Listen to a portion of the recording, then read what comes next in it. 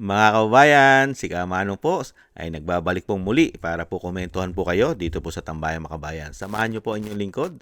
Magkomentuhan na po tayo mga kababayan. Ito po, komentuhan po natin mga kababayan. Ito pong sinasabi po na Sandigang Bayan tungkol po rito sa kondisyon kay Saldi Ko, mga kababayan. Umpisa na po natin, pakinggan po natin ang balita at komentuhan po natin mga kababayan. Idineklara ng Sandigan Bayan na fugitive from justice o isang pugante si dating Ako Bicol Party List Representative Zaldico. Sa resolusyong inilabas ng Sandigan Bayan 6th Division nitong February 3, pinagbigyan nito ang urgent ex parte motion ng prosekusyon ngunit tinanggihan i-expunge o tanggalin ang mga record at papeles ng abogado ng dating mambabatas. Pinayagan rin ang kampo ni Ko na makapagpa-photocopy ng buong records ng kaso. Dahil pugante na si Ko, hindi siya po pwedeng humingi ng relief o tulong sa korte, hindi rin siya bibigyan ng notices o updates, at hindi rin po pwedeng sumali sa mga pagdinig sa kaso hanggat hindi siya kusang sumusuko. Ang Sandigan Bayan 6th Division ang mahawak ng kasong malversation ni Zaldico, kung saan siyam na kapwa nito akusado ay nakadetine na. Isinasangkot ang mga ito sa umunay substandard Ghost Flood Control Project sa Nawan Oriental, Mindoro na nagkakahalaga ng 289.5 million pesos.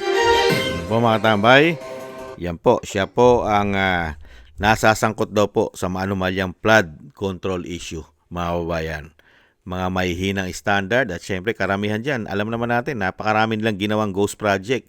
Hindi po ba? At yan po, pugante na po. Yan, nagdesisyon na po ang Sandigang Bayan na si Zaldico ay pugante na. Pugante na. At hindi na po siya po pwede na sinasabi po siya ay makakalapit pa. At una-una, hindi na siya pwede magtestigo ngayon hanggang hindi siya umuwi at hindi siya nakukulong. Kailangan niya muna sumuko sa ating batas. Siyempre po, umuwi muna siya. At dahil pugante ka na. Hindi po ba? Kaya nga lang, napakahirap pong pauwiin ni Zaldico.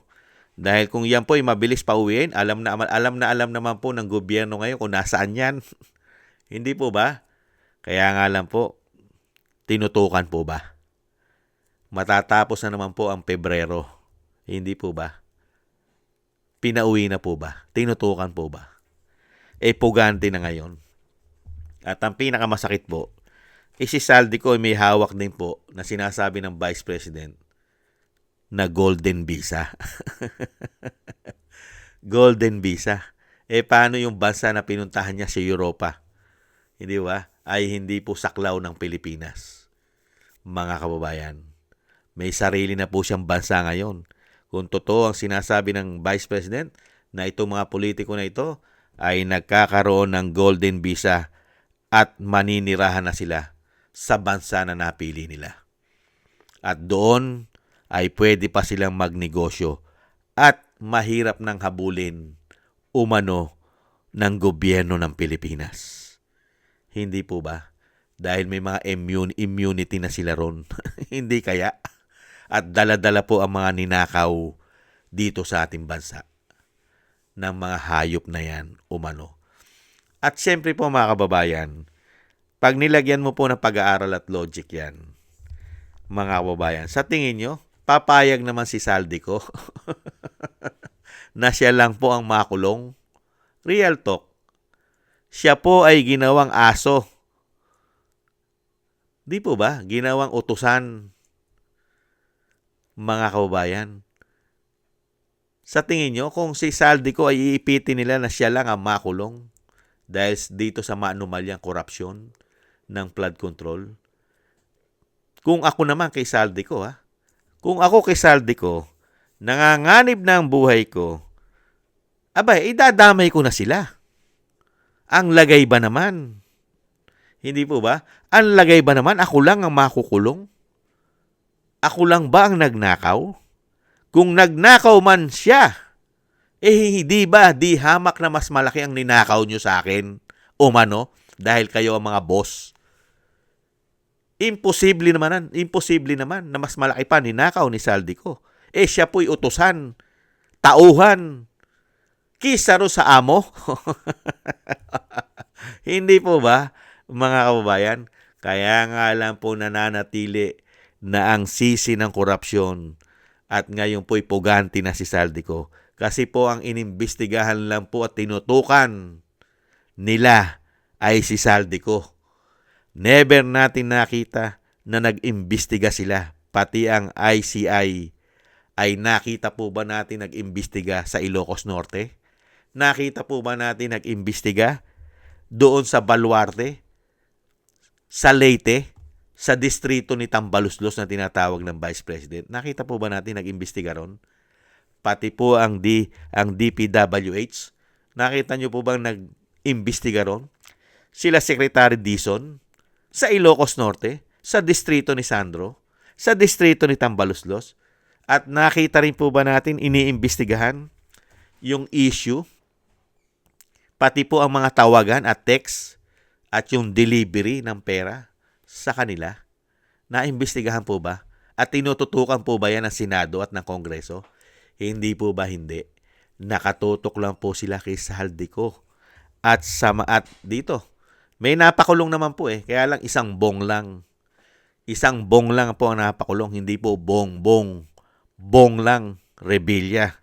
Hindi po ba? At yung mga nasa DPWH engineer at yung mga contractors, katulad po ng Diskaya. Hindi ba? Yan ang mga nakakulong Pero wala po tayo nakikita, mga kababayan, sa dami po na sangkot na mga congressman, senador, tanging si Bong Revilla pa lang ang politiko na nakulong. Wala pa po ang isang damukal na congressman, ang karamihan ay contractor din. Hindi po ba? Lalong-lalo po yung pinangalanan po ni Bongit na tinatawag na bangag. Nasaan na po yun? Yung mga congressman na naging contractor din, mga kababayan. At nasaan na po yung sinasabing Cabral Pile?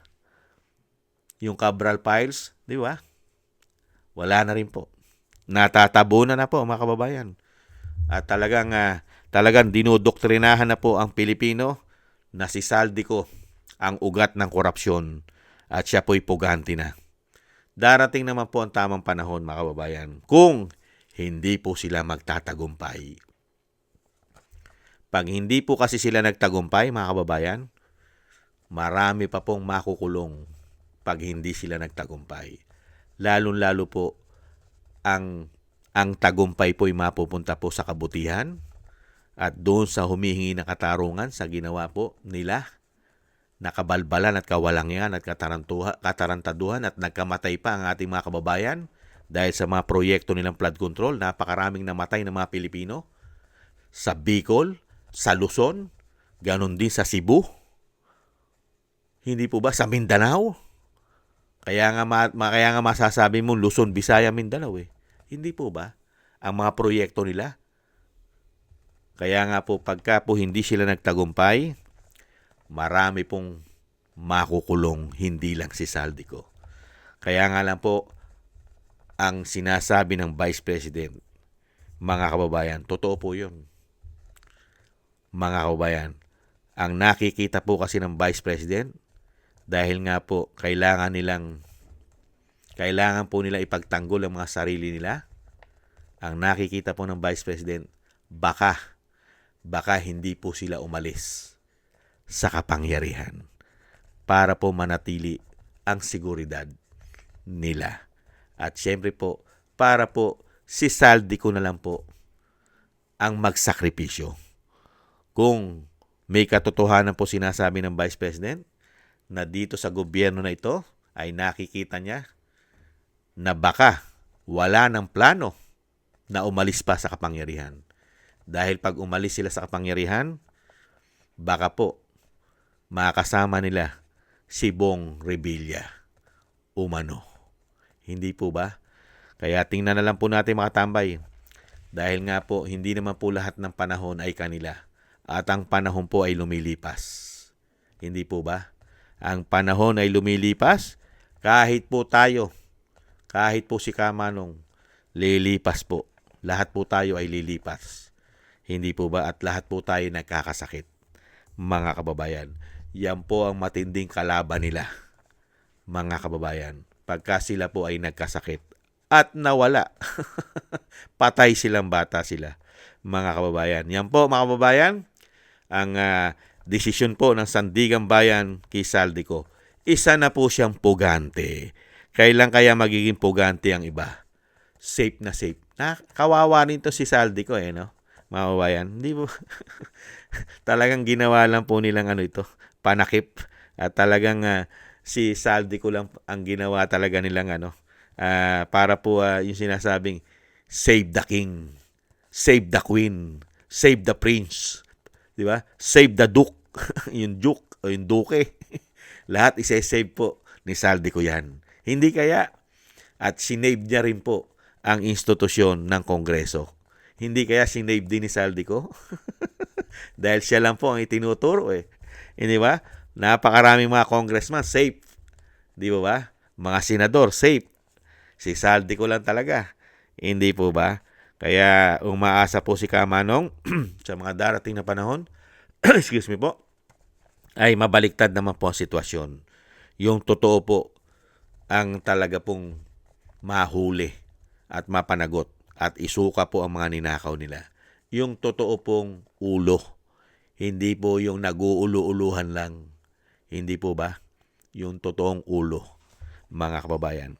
Maraming salamat po mga kababayan. Sana gusto po ng ating tambayan mga kababayan sa YouTube at TikTok. At ganun din po sa ating mga subscribers at sa mga nagbibigay po ng komento, like, share, and subscribe. Mabuhay po kayo. Thank you po sa inyo. Shoutout po sa inyo lahat. At shoutout din po sa mga nagbibigay po ng tulong at biyaya. Thank you po kay Tatay Nick ng Canada, kay Eric Hersho ng Canada, kay Annie Jo, ako si Pilam, kay Balance Vision TV, kay Gayat Shena, kay Kingston ng Hong Kong, kay Jake Yahut ng California, USA, Gina Ray, Solid Dides ng Berlin, Germany, Julieta Silona ng Sydney, Australia, Baby Roman at Ate Isa ng Cagayan, at Jesus Valdepena. Thank you po sa inyo. Ingat-ingat po kayo at lalo-lalo po sa inyo po mga paggawa. God bless po sa inyong lahat mga kababayan. Ingat-ingat po tayong lahat. Paalam. Bye-bye.